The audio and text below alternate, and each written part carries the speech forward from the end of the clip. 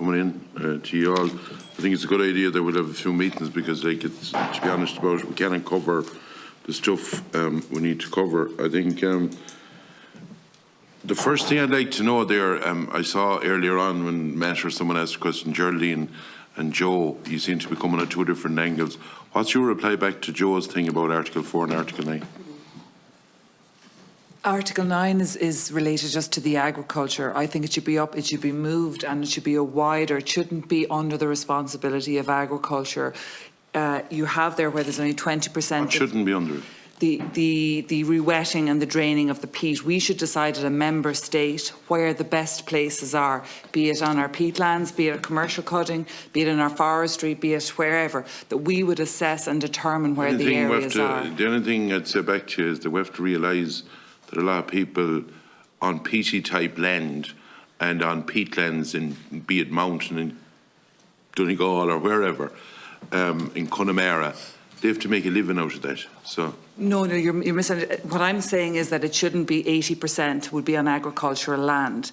That should be decided at a member state level so that we identify the best areas, not the farmland, that we identify where and we make the decision as to where. Because it's under Article 9, the responsibility is falling on farmers, which is not fair because it is just 80% has to be. If we look at it at a wider landscape level under Article 4, then you can choose and reduce the percentage of farmland that would need to be would fall under the requirement to be restored or re-wetted. Joe, what have you said to that? See, I believe that Article 4 is not referencing agricultural area or agricultural activity. If you move those peatlands up into that Article 4, you're going to lose the agricultural activity on that area. You're also going to lose the agricultural area status.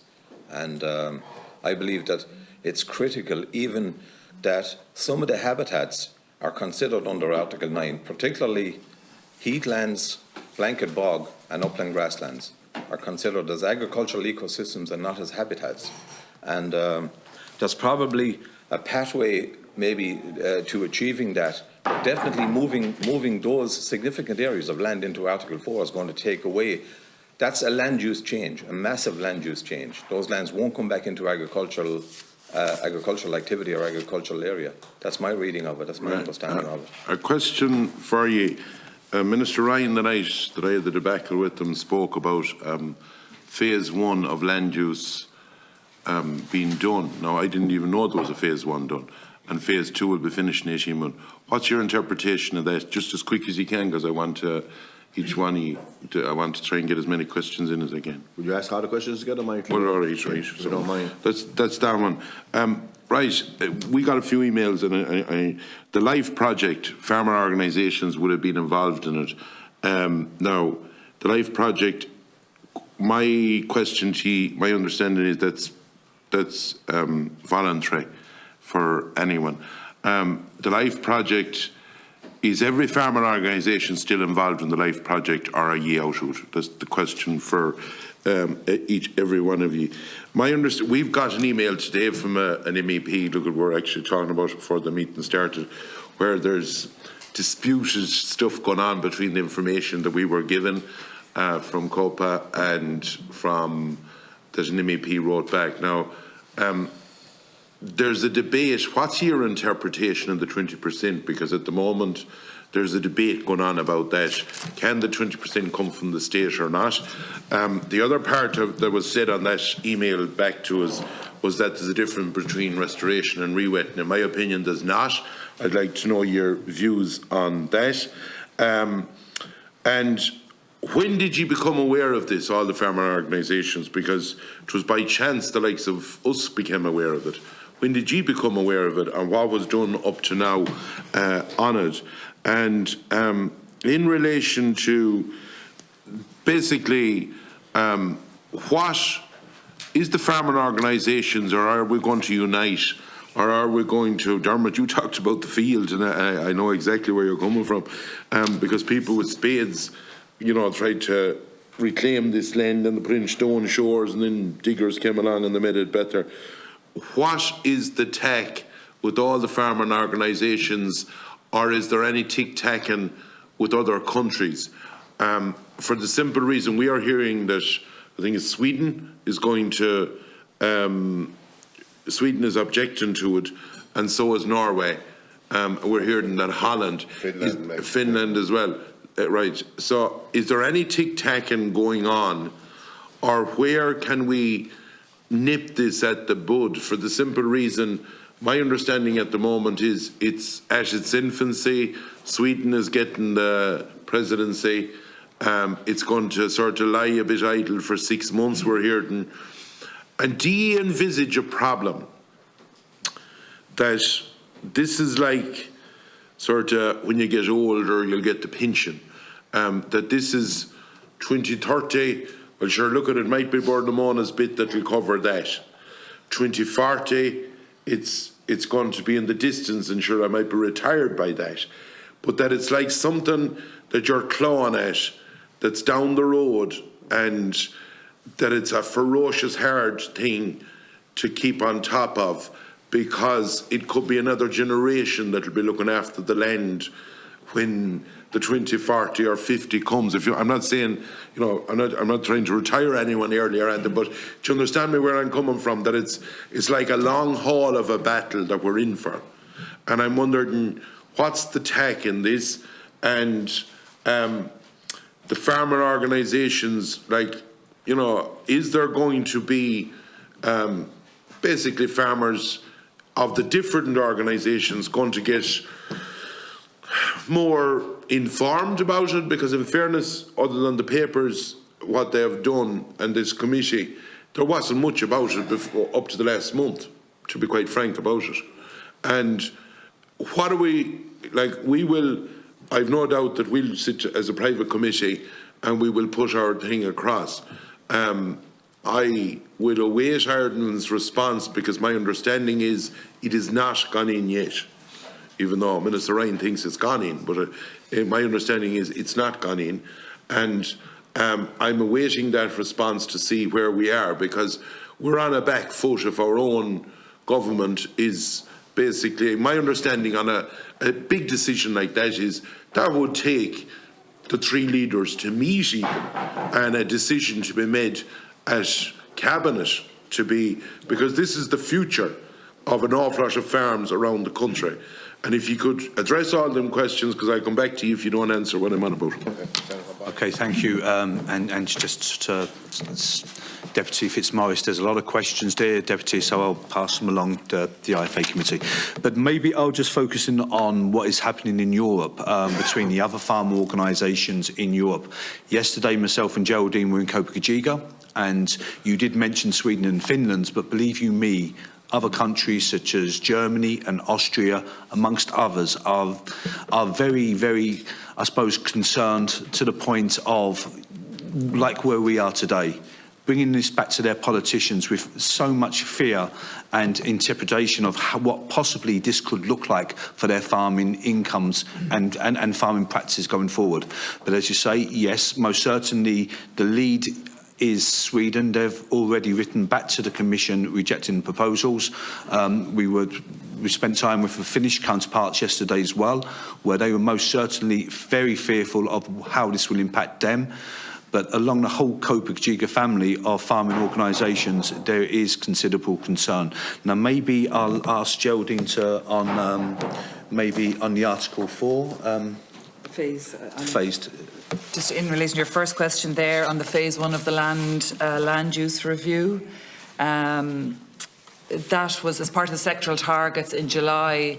When they were setting the LULUCF, they said that they were going to, before they could set the LULUCF target, there would need to be a land use review, and that was going to take 18 months, where they were gathering all the current information that's been available, and that's been worked on. So I think that's what the Minister was referring to as the phase 1 in the development and identifying how they were going to set that sectoral target. So that's kind of looking at existing information in relation to our land uses, soils, and starting the process. So, and then it's going into the phase 2, and that's being led by the EPA.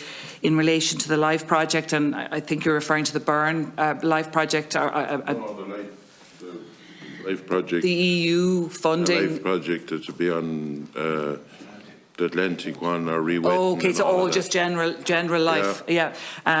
Look, I think these projects absolutely, Deputy, have proven to be hugely successful, where you've looked at locally led, it's voluntary, you've management-based solutions. Is that voluntary?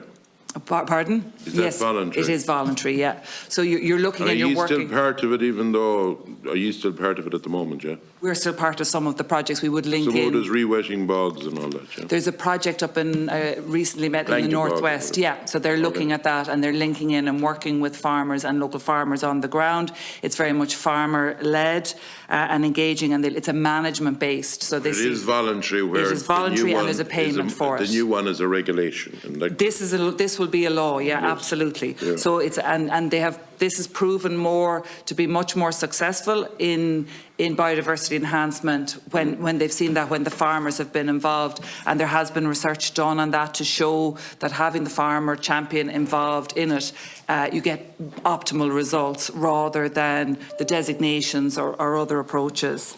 I think in relation to your comments on restoration, rewetting, I think there is a complete lack of clarity within this on what exactly has been asked. There's lack of clarity in relation what good condition is, favourable area. So I think that, you know, there's lots of different terms used within this, what they actually mean, the practicality of implementing on the ground within each of the member states. I think one thing that needs to be clarified, and it came in on the email today, that the state can pick up a lot of it. If you're talking about 800,000 hectares or acres, whichever it is, Bornamona has only a quarter of that, no matter how you go. They've 80,000 hectares, that's what they have. And if you were to do every bit of which you won't, it's a quarter of the overall thing. So, like, it goes back to the 20% that were here in the first stage, you know, from the email we got here. Yeah,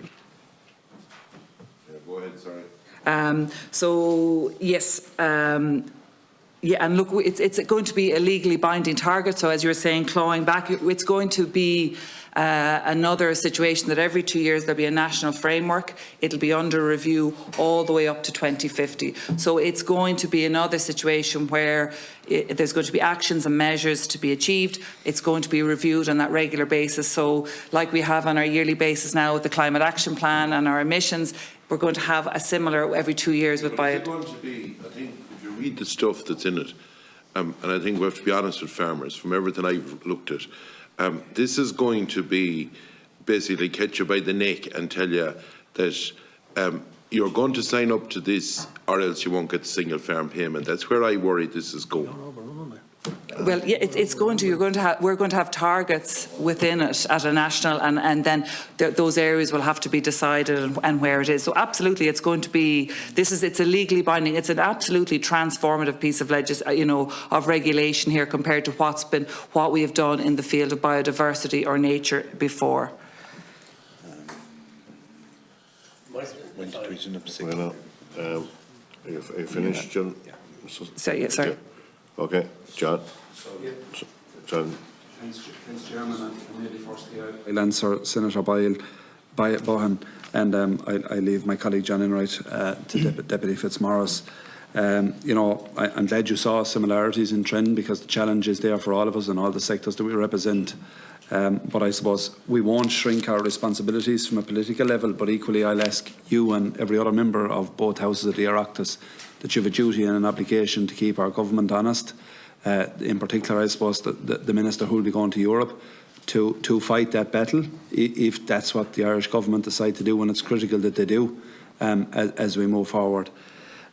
Just to say, I suppose, from a European perspective, we'll certainly be involved with EMB, the European Milk Board, and our Dutch and our Danish colleagues in particular, I suppose, are being ground to a halt in a similar way to ourselves as regards legislation and bureaucracy and environmental issues. The word sustainability comes up time and time again, but unfortunately it's environmental and ecological sustainability.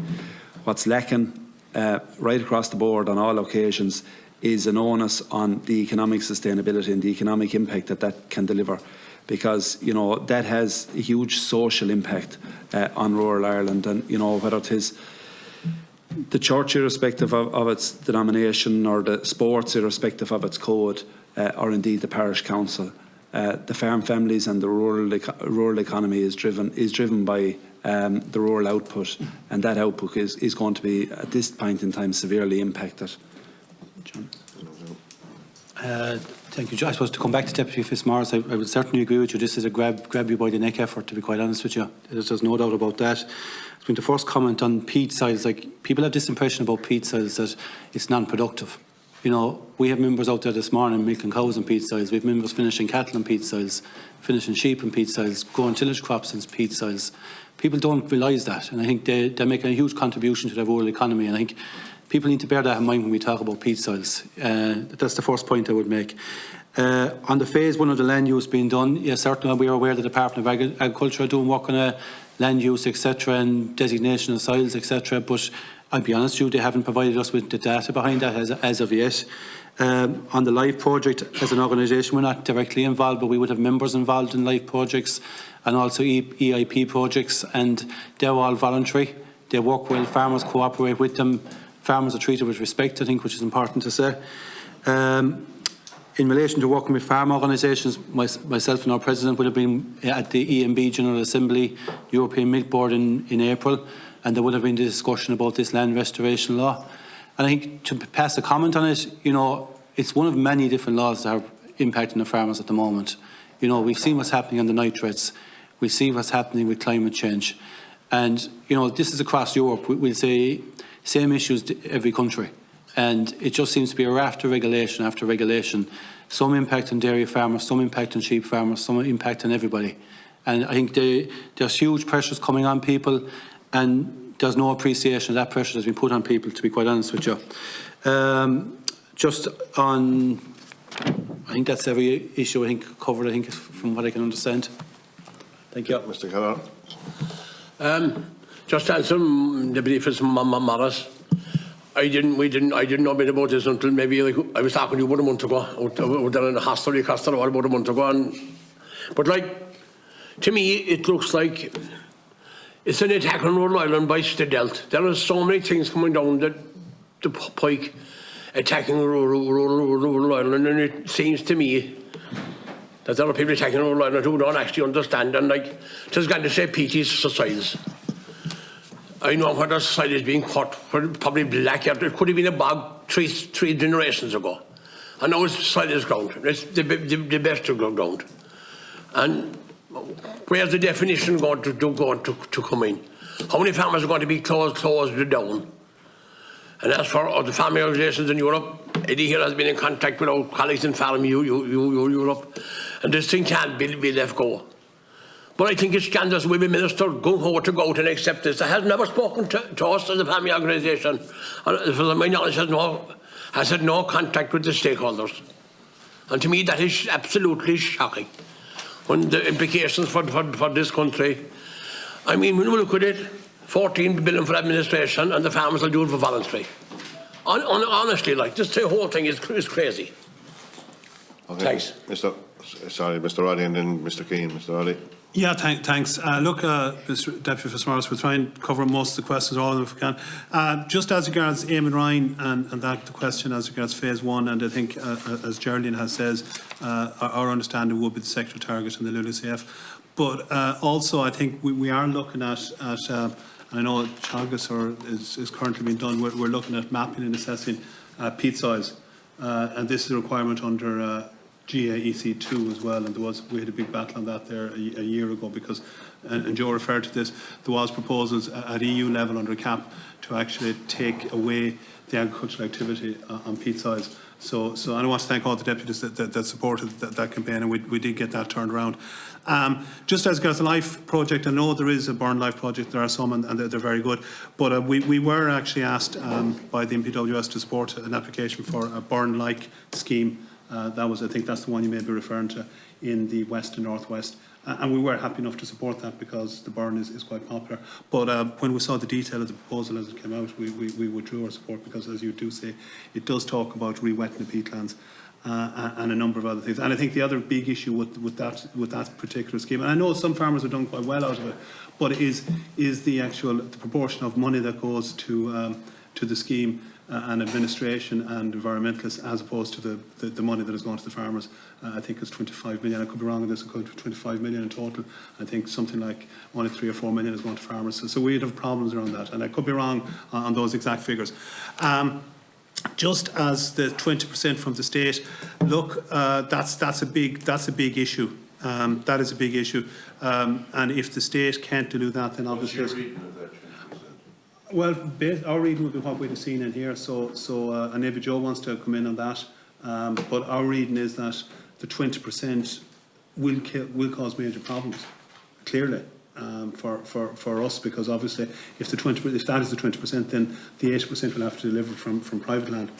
And it's back to the point we made earlier that the 80%. I mean, this is down about property rights as well, so that's where that's going, and that's our read on that. I don't know if Joe wants to think about that and come in on it, but just do we see a problem? Yeah, just you asked as well, Deputy. When do we become aware of it? I think around September, early September. I think, but I suppose it's been in the pipeline a while, and maybe when you look at everything else, when you look at what's happening as regards cross land use, when you look at what's happening on the GAEC2, when you look there was a project being proposed by Inuit Galway around restoration of peatlands, and in that proposal they had specifically said, this went out to Brussels at the time, we would have highlighted in some sectors, they specifically said the removal of cap payments from people who don't re-wet lands. Now I was trying to find that on the phone, but I have it there, and I can share that on to the Oireachtas when we find it. So I suppose while it came as a surprise to us, in some respects, like there's been a development in this over the last 2 or 3 years. There's no doubt about that. Just as regards, do we see a problem with this in the fact that it is down the road? And you're right. Farmers is going to look at this, and if it's not going to affect them now, that is a concern. There's no doubt about that, because it's a concern to try and motivate farmers and to recognise the real threat there is. But against that, restoration isn't something that happens, you know, by clicking your fingers. There is a time, there is a lead-in time for that. So the fact that they have set targets in that, I think, is a clear problem, because it's not just about 2030 and 2050. I mean, in order to deliver targets in 2030 and 2050, we're going to have to start implementing actions in a year, 2 years' time. And I think farmers are going to see that, and I think that's the point we do need to get out there. And then, I think, is that new funding? Have I got everything? Okay. I think, yeah. Joe, do you want to say anything? Do you want to say anything just on that? Just, I suppose, to go back maybe to Eddie's point on on Article 16. We believe there's a catch-22 in this. So we believe that the law on re-wetting of agricultural land, it will be a fact. And the scientific evidence on re-wetting of agricultural land is also a fact. And according to an expert who gave evidence to this committee, that emissions following the re-wetting of formerly agricultural land can be very high and could persist for decades after re-wetting. So based on this evidence, an NGO could take a case that their right to a clean environment under EU Charter of Fundamental Rights is being impaired by re-wetting, and that such re-wetting of agricultural land is not compliant with prudent and rational utilisation of natural resources under Article 191 of the EU Treaty. So based on those two facts, farmers could be before the courts if they re-wet and if they don't re-wet. Mr. Keane. Thanks, Chairman. Do my best to answer the questions asked. Deputy Fitzmaurice, in terms of the question around the land use change, I think we're in broad agreement that the procedures that Geraldine has laid out are, and that John has spoken about, but similarly, none of the detail around what's going to happen in relation to that has been yet imparted to us. In terms of the LIFE project that you spoke about, we have supported EIPs in terms of investigations on that, and also we have some members involved, but wider scale support, we haven't been involved. In terms of the impact of the 20% of the to achieve the targets, our interpretation of that is quite black and white, that it's very clear within the regulation, that it states that of this up to of the maximum area that's to be wetted, up to a maximum of 20% can be achieved from peat extraction points. So from our side of things, unless there's something to the contrary, that is fairly black and white, that 20% can be taken from peat extraction points. And currently with 80,000 hectares under board and Amona, it doesn't even meet 20% of the overall amount of land that they're speaking about as is. It's 352,000 hectares. We'd also have serious considerations in terms, or serious questions in relation to, and concerns in relation to Article 12, where it refers to the organic soil carbon content in all carbon soils, that it must have a positive trend. I'm not sure how anybody proposes to do that, to be honest, when currently we're only doing the research that's able to tell us how much organic carbon is actually being stored in our soils. And Teagasc have, I think, is it 15 or 20 different soil towers that are establishing that at the moment. So I'm not sure the timeline, we have it outlined in our document as well. They're speaking about getting this in practice in 2024, to have plans in by the end of 2026 and to come into force in 2027. The research in Teagasc won't be completed on a large scale by even that stage. So what are we basing a baseline measurement from?